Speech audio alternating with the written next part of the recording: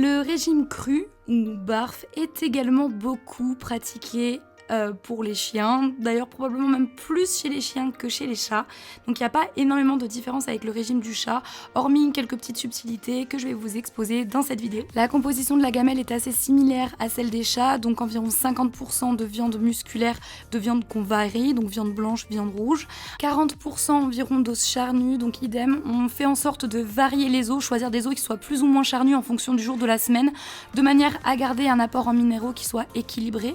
Donc là en l'occurrence il s'agissait de coffre de poulet et on termine au niveau des viandes avec les abats qui représentent comme pour les chats les 10% restants de la gamelle. Donc moi ce que je fais c'est que je donne 50% de foie et les autres 50% restants je complète avec d'autres abats type musculaire. Là en l'occurrence il s'agissait de cœur de bœuf. La petite différence avec le barf que je pratique avec Harley, c'est que pour Mac Jackson, je rajoute un mix de fruits et de légumes qui va donc apporter des fibres et des vitamines. Sachez que ce n'est pas obligatoire d'en ajouter dans le sens où ça n'apporte pas des nutriments essentiels aux chiens. D'ailleurs, certaines personnes n'en ajoutent jamais dans leur gamelle. Moi, je le fais tout le temps habituellement parce que les fibres jouent un rôle essentiel dans le transit et ça réussit bien à Mac Jackson. Là, si je ne l'ai pas illustré, c'est que je n'en avais plus chez moi, donc j'ai fait 100 aujourd'hui. Et on termine la gamelle avec les apports en acides gras essentiels. Donc je lui donne des oméga 6 2 fois par semaine, là en l'occurrence c'est de l'huile de tournesol. Et j'utilise de l'huile de poisson pour les apports en oméga 3 le reste de la semaine. Si jamais vous avez la possibilité de donner du vrai poisson, n'hésitez pas à foncer. En revanche, il faudra penser à le congeler plusieurs jours, voire plusieurs semaines en amont. Et enfin, ça c'est optionnel, vous pouvez également ajouter dans vos gamelles des compléments alimentaires. Donc moi en l'occurrence en ce moment je lui fais une cure de graines de chia puisque c'est anti-inflammatoire et très bon pour la peau. Ainsi que du charbon végétal activé qui est un excellent probiotique parfait pour consolider la flore intestinale.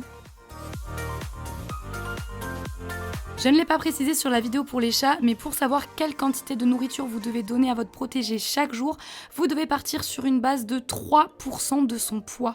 Donc en l'occurrence, Mac Jackson fait 40 kg, normalement ses rations devraient être de 1,2 kg par jour. Et oui, ça fait beaucoup, mais vous pouvez ensuite adapter en fonction de l'activité de votre animal, s'il est en surpoids ou en sous-poids.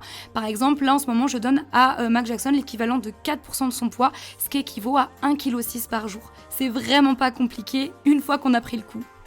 Ah, et dernière chose, pensez à diviser les repas de votre compagnon en plusieurs fois dans la journée, de manière à éviter au maximum les risques d'occlusion intestinale.